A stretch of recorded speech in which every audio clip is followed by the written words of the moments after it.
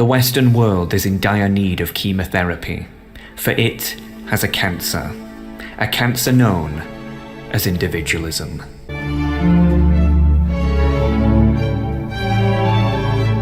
Every action has a consequence. If you go around punching people in the face, then you probably shouldn't be too surprised if you eventually get punched yourself. In the last episode, I spoke of how the bourgeoisie punched Western society in the face by betraying the workers of their nations in numerous ways in order to enrich themselves. But in this episode, I'll be showing you some of the consequences of such a betrayal, and how the bourgeoisie's greed has resulted in the creation of a new type of disturbing individual, the likes of which now haunts us all on a daily basis. And don't say I didn't warn you that this would be depressing. This is the second threat known as the Decadent. Oh, but first, I need to dress for the occasion. Much better. Let me ask you a question.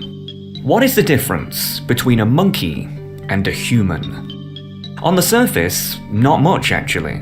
We both look similar, both having 2 hands to pick with, 2 legs to move with, 2 eyes to see with, 2 ears to hear with, and a mouth to smile with. Aww. We both even act similar as well, mutually liking to eat, drink, and sleep. Indeed, there seems to be much in common with us and our primate friends in the animal kingdom, but of course, we are also very different. If you gave a monkey a bunch of bananas and left them in a jungle, they'd be satisfied.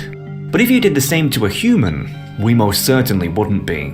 On the contrary, the human being, unlike the monkey, would start to tame the jungle, manipulating our reality in order to accommodate us better. This is because, unlike the monkey, we human beings have been blessed with a brain like no other. And through this mental blessing, we have been gifted numerous abilities. We are creative, conjuring jaw-dropping works of art. We are questioning, always pondering the reality around us. And we are inventive, making grandiose machines that make our lives easier. Such as the very device you're watching this on right now. If you were an alien who visited Earth to analyse our planet's species, you probably wouldn't be too impressed with the monkeys. But with us humans, our mark on planet Earth is simply everywhere, and even beyond. A monkey could never build a rocket and get to the moon, but we can, and did. It's clear then that the mental prowess that we humans have been gifted is something very special indeed. And, as stated earlier, makes us stand out from the rest of the other species on our planet. However, at our physical core, it is undeniable that a certain animalism still lingers on within human beings, as despite all our collective accomplishments and achievements, we are all fundamentally engaged in a constant struggle. A struggle against decadence. The word decadence means many different things to many different people, but to me, ultimately represents the struggle between what man is and what man could be. Decadence ultimately means to overrule our long-term intelligent thinking and act on one's short-term animalistic impulses instead. It is a disease of the mind whereby everyone is susceptible, turning us from the humans we should be into acting like animals, becoming slaves to our instincts, emotions, and savagery. For example, a man is hungry and wants some food. Does he A. spend time to cook himself a nice healthy meal, or B. lazily sit on his backside and get some fast food delivered instead? If he has low decadence, he'll intelligently value his long-term health. Whereas if he has high decadence, he'll foolishly value his short-term laziness instead. Another example, a married man starts getting flirted with by a single woman who he finds attractive. Does he A.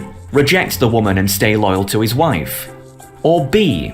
flirt back and cheat on his wife? If he has low decadence, he'll intelligently value his long-term family unit. Whereas if he has high decadence, he'll foolishly value his short-term lust instead. A final example. A recovering alcoholic woman is offered some beer by a friend. Does she A.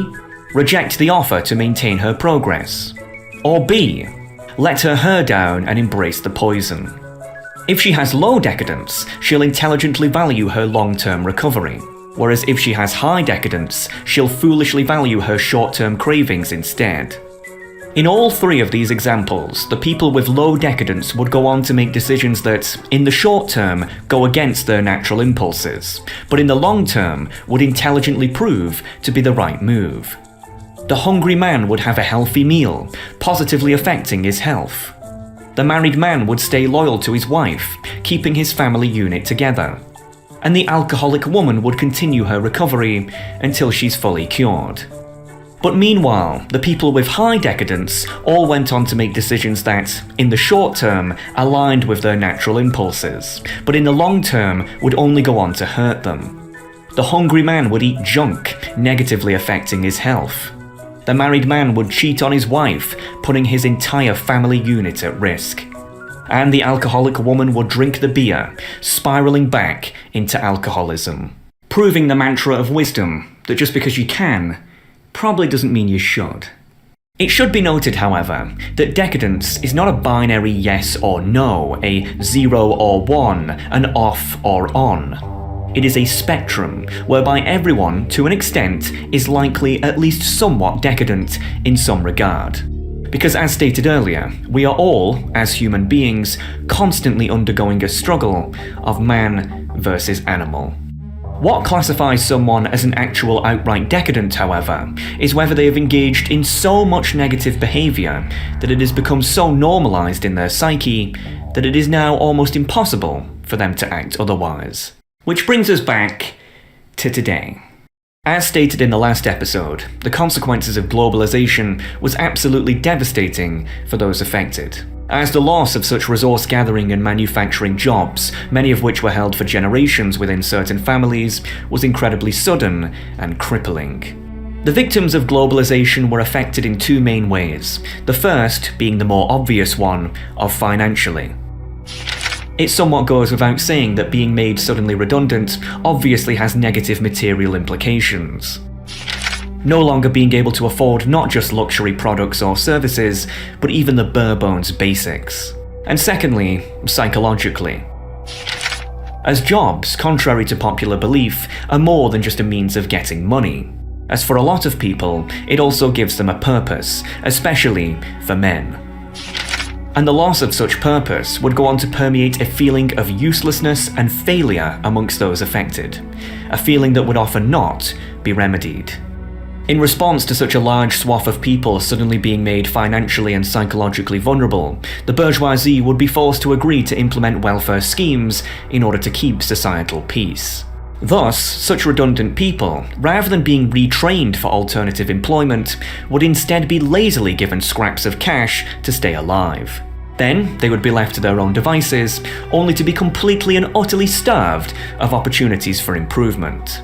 The once thriving manufacturing hubs of the Western world would suddenly become dominated by giant artificial reservations for the poor, whereby the nation's most deprived people would artificially be isolated from the rest of society and left to rot in scandalous conditions. Rather than spreading out such disaffected people across society at large until they inevitably regained their foothold, they were instead all congregated together. Which, needless to say, was not a very good idea. In Britain, we called these places council estates, whereas in America, they called them ghettos. But whatever you call them, one thing's for certain, and that's that within these newfound places of misery, a new decadent culture would slowly start to formulate. Imagine growing up in a place whereby everyone you know is poor, desperate, and sad. This environment, forging a mind during its most early years, will inevitably result in disaster. Hence, the birth of the decadent. Let's go for a drive. Think of the journey of life like taking a drive on the motorway. There's many different twists and turns you can take, and what ones you do will ultimately determine your final destination. Believe it or not, there's an alternative universe where I, you, and anyone could have been a decadent. But most of us don't end up that way, because we have numerous opportunities that allow us to escape such a terrible fate. But the issue with this newfound underclass is that they have almost zero opportunities of any kind. Thus, their path, barring miracles, is seemingly set in stone. a life of almost guaranteed decadence. Depressing drive. Now, across much of the Western world, are little pockets of what can only be described as absolute shame. Uneducated, demoralised and decayed people with absolutely nothing going for them whatsoever. And because such people know that they have zero long-term opportunities of any kind, many don't even bother trying to make something of themselves. Instead, choosing to simply engage in constant short-term thrills, such as alcohol, cigarettes, drugs, unhealthy food, and recreational intercourse. AKA decadence. The United States of America claims to be the world's most wealthiest nation. At the time of recording, the USA does factually have the world's largest gross domestic product, but that is really nothing more than a statistic, as in reality, that wealth has in recent decades become so unevenly distributed that it's almost hard to fathom. Today, in practically every major American city, cheap, addictive, and dangerous drugs have been allowed to reap havoc upon America's poorest people, who are so drugged up that they almost resemble zombies. Interestingly, the American bourgeoisie are too busy trying to divide their people against each other to notice. Black versus white, male versus female, young versus old. And yet, when one looks at those at the bottom of American society, one can't help but notice people from all walks of life. Though they are all certainly united in one way, and that's that they're all poor. Women sleeping on concrete.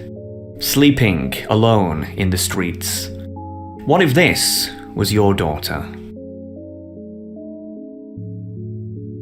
Or what about this?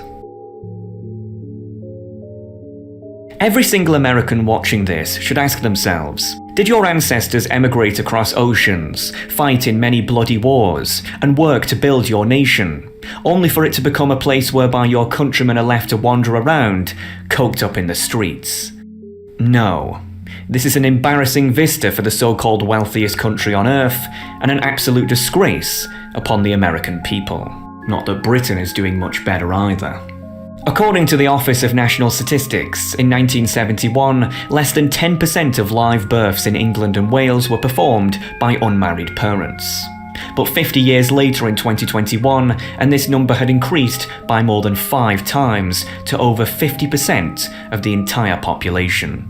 Meaning that there are now more overall unmarried couples giving birth than married couples. And you'll notice that this massive upward spiral all started directly after globalization. And you can see this very clearly by how an increasing amount of young men, rather than desiring to be a good husband, father, and citizen, are instead only obsessed with losing their virginities. And likewise with an increasing amount of young women who, rather than valuing themselves by guarding their bodies in chastity, are instead prone to giving themselves away.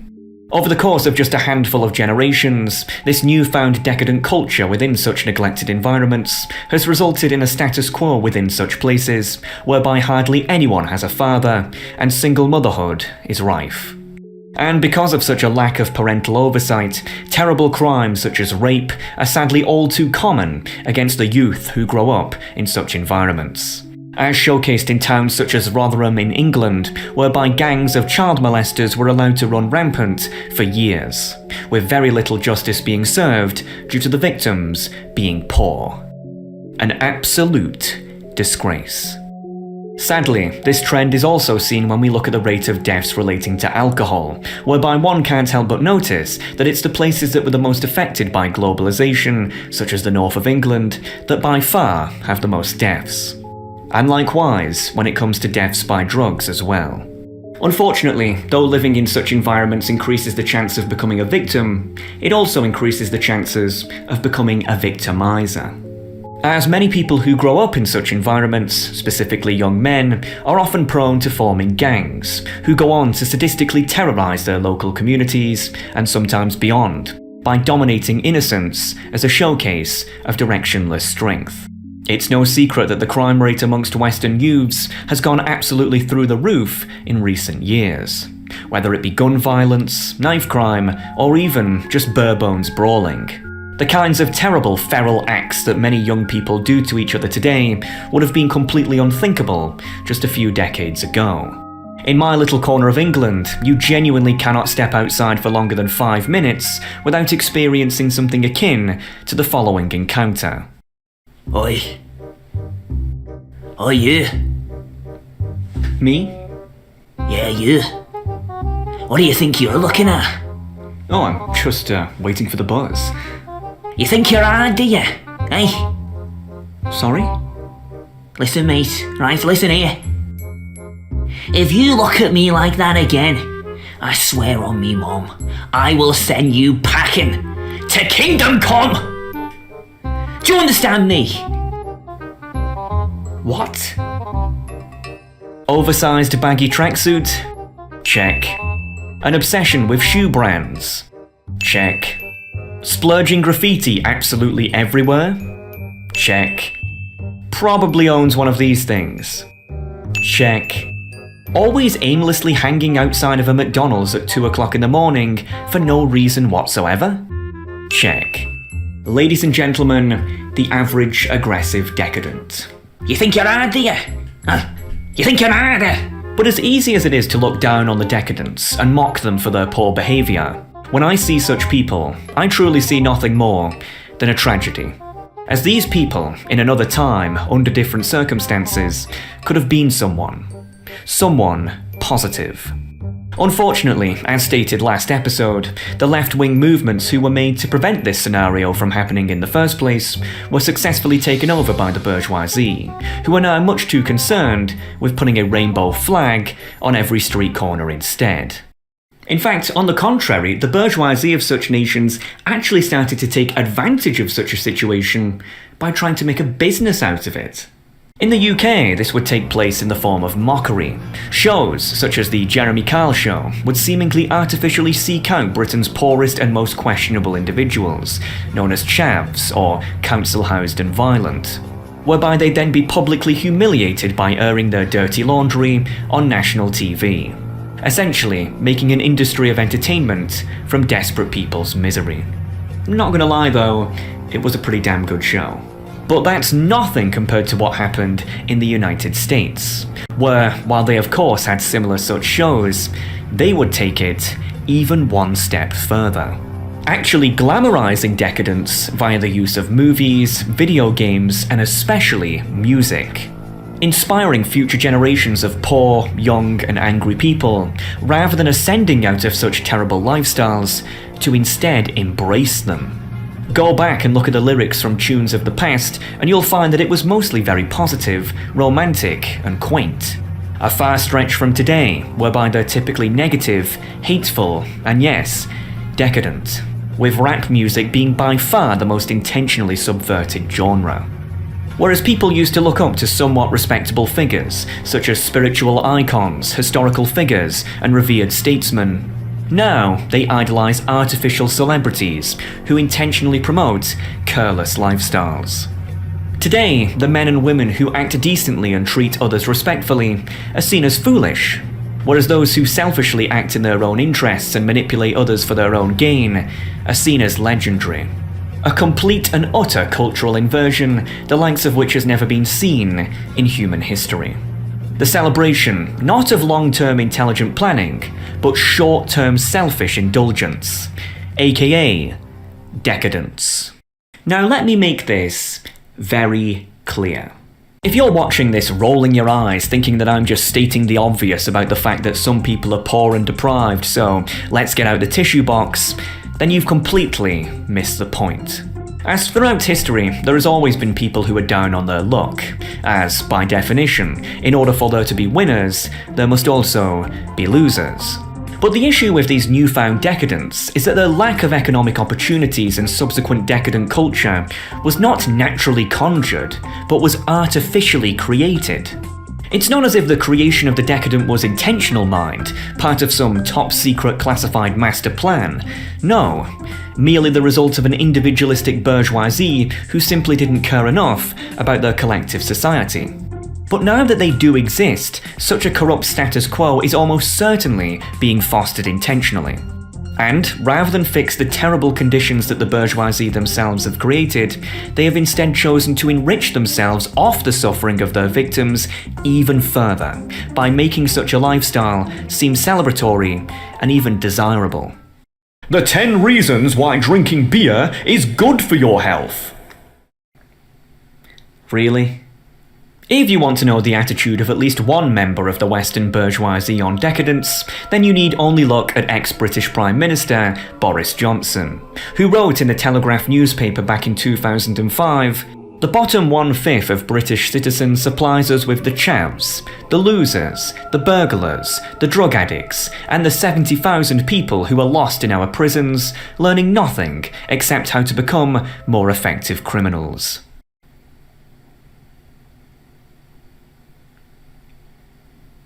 I admittedly like quotes such as this, as it proves that much of the bourgeoisie have almost zero mental understanding that the decadents didn't just spawn out of thin air, but that they were made. And not only that, but they made them. But would you believe me if I said that it was actually possible to be both bourgeoisie and a decadent at the same time? A rare phenomenon known as bourgeoisie decadence. This is where the bourgeoisie, or more commonly, the sons and daughters of them, will take on the artificially promoted style of decadence in the media as their own, whereby, despite technically being from millionaires, they will pretend as if they are some sort of hard-done-by gangsters and act as such. Indeed, the decadents can't even have their own suffering without being appropriated by the bourgeoisie. Nevertheless, bourgeoisie decadence, though annoying, is ultimately just a sideshow. The real issue at hand is the fact that the decadent underclass not only exists, but is allowed to continue to wallow in their own misery. Clearly, something should be done about this. But what? Well, if it's true that such decadents were spawned from a lack of economic opportunities and the subsequent decadent culture that spawned from it, then the priority for society should be thus to implement the exact opposite. To introduce economic opportunities for those at the bottom of society, but also the complete and utter elimination of such a decadent culture.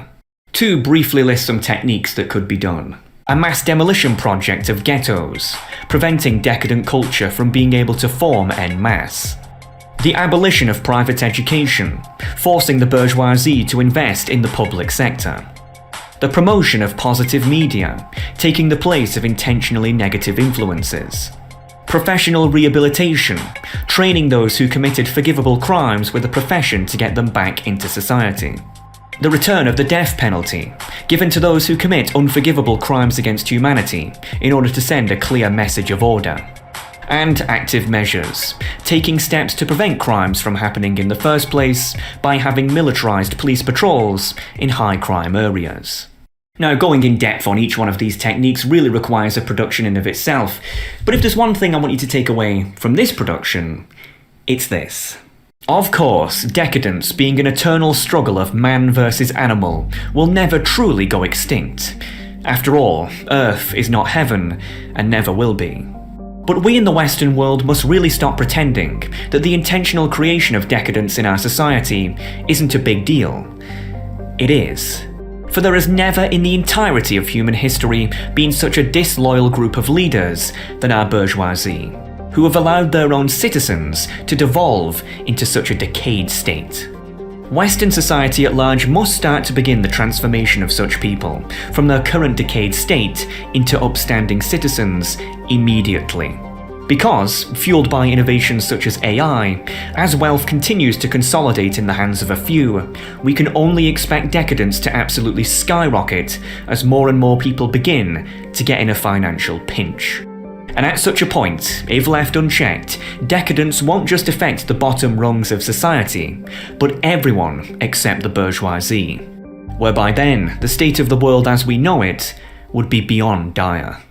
Is the future of humanity to collectively unite, empowering everyone as best we can, venturing out into space, evolving to become a true multistellar species? Or is our fate instead to individualistically allow the bourgeoisie to dominate ad infinitum, while the rest of humanity slithers away, slowly devolving us all into surrendering to our inner animalism? This is an existential threat for humanity. So at this point you're probably wondering, why has there been no efforts to overthrow the bourgeoisie and prevent this spiral of decadency from carrying on? And that would be a good question. A question that will be answered in the next and final episode, whereby I'll be showcasing the third threat, who is the type of person with a mindset that prevents true change from ever occurring. And they, as a result, are my least favourite threat of them all.